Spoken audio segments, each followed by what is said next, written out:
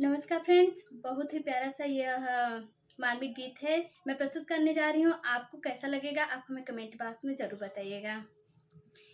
जोड़ला पराया संगे प्रीतिया के तार हो, जोड़ला पराया संगे प्रीतिया के तार हो। आज तू तरला पापा मथवा के भार हो, आज तू तरला हो पापा मथवा के भार हो।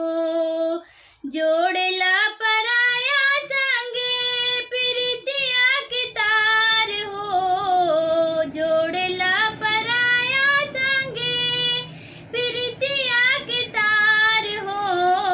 आज तू तरला हो पापा मथवा के भार हो, आज तू तरला हो पापा मथवा के भार हो।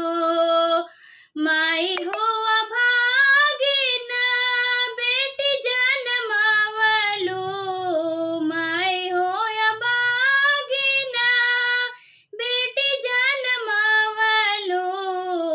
लिहले जनम काहे ना टेटुआ दबवलो, लिहले जनम काहे ना टेटुआ दबवलो।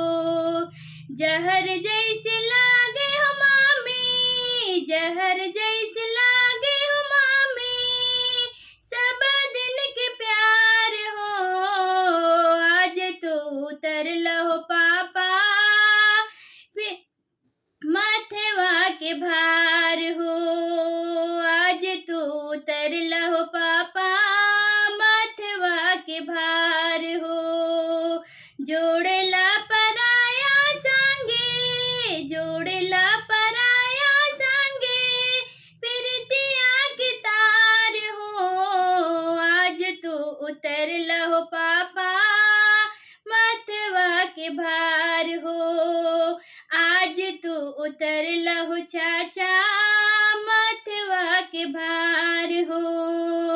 भैया हो नजरिया से जिन बिसरहिया, भैया हो नजरिया से जिन बिसरहिया।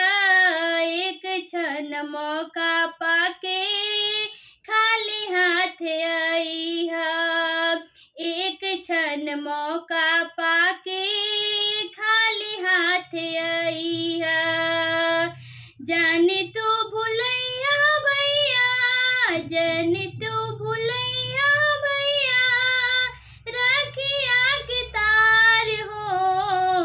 आज तू उतरला हो पापा मथवा के भार हो, आज तू उतरला हो पापा मथवा के भार हो।